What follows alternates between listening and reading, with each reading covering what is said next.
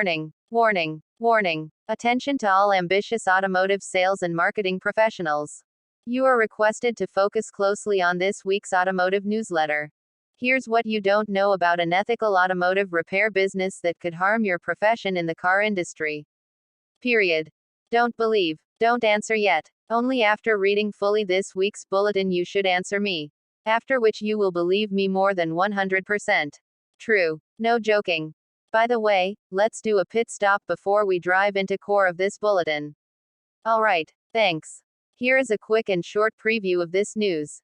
In essence, the dispute started when the owner's car engine uncertainty whether it is needed to be overhauled or replaced with another one. The owner also was unhappy when the workshop threatened that his car would be turned into scrap.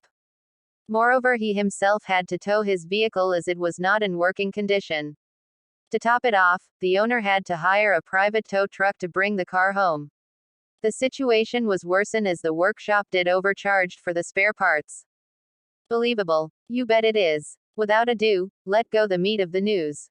Stop press. Stop press. Stop press. High Court next step for man unhappy with tribunal decision over car repairs. A businessman, who was dissatisfied with the decision of the Johor Bahru Consumer Claims Tribunal over repairs to his car, wants to file a case at the Johor Bahru High Court.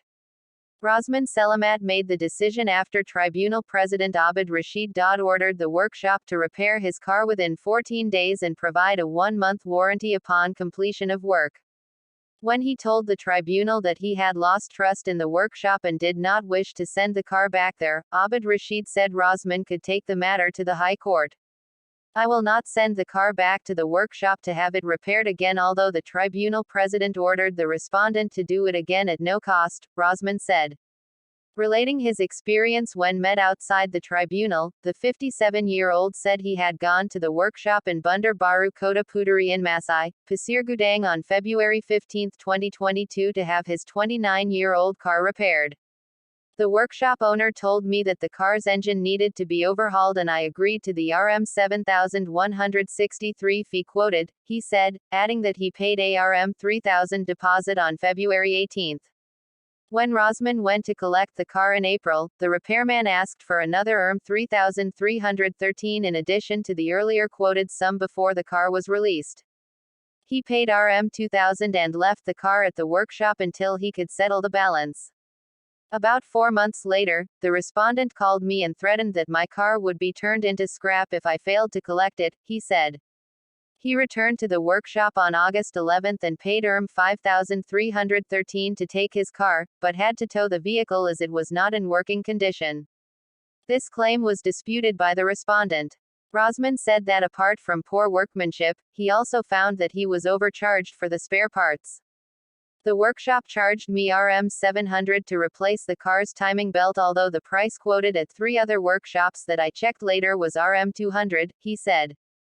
In total, Rosman said he paid Rs 10,313 to have the car engine overhauled and gearbox replaced. The respondent said the initial cost of repairing Rosman's car was Rs 5,500, but it later went up to Rs 7,163 as the engine and the gearbox were in bad condition. I suggested that the claimant have the whole engine replaced, but he declined and told me that the engine was replaced in 2020 a cost of Rs 3,000, he said. The respondent added that he called the claimant on March 28 to inform him that the car was ready, but the latter did not respond and only came on April 7. We went for a test drive and the car was working perfectly, but the owner decided to leave it at the workshop as he did not have Rs 3,313, said the respondent. He added that Rosman sat next to him and was happy with the test drive, and had promised to return to collect his car. All in all, does that makes good sense? I am sure you can agree with me. Just to wrap up in a neat package, let's review some pertinent points. Alright. To recap, here is the issue of a dissatisfied repaired car owner being unhappy with the verdict given by the tribunal court.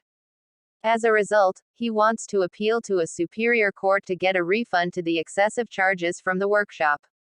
In fact, the complications arising out car repairs is serious. This does affect us, our profession, as long as we are in business selling cars, especially pre-loved cars. True or not?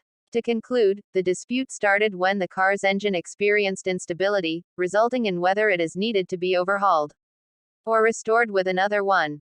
The owner also was saddened when the repairman intimidated that his car would be turned into junk. Moreover, he himself arranged to tow his vehicle as it was not in running condition. On top of it, the owner had to hire a private tow truck to bring the car home. The position was made worsen as the workshop did inflate the price for the spare parts.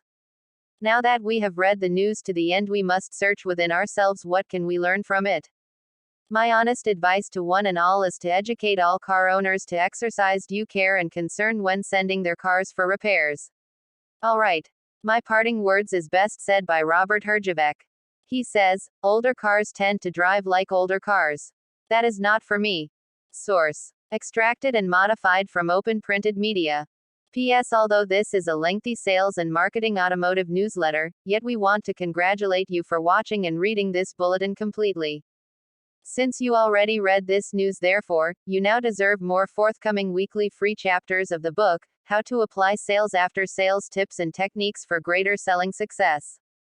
Plus, we are eager to know which part of this sales and marketing automotive newsletter you learned most. Your feedbacks would help each other be more proficient and more professional. Remember, these sharings will continue in YouTube, Facebook, LinkedIn, and of course in our author, trainer and consultant's email, josephsung@gmail.com. Upon request. Alright, thank you. We hope to meet you again next week. Goodbye and best wishes. From me, yours truly, Madam Sophia, the virtual presenter to CTM Joseph, the 2nd of November 2022.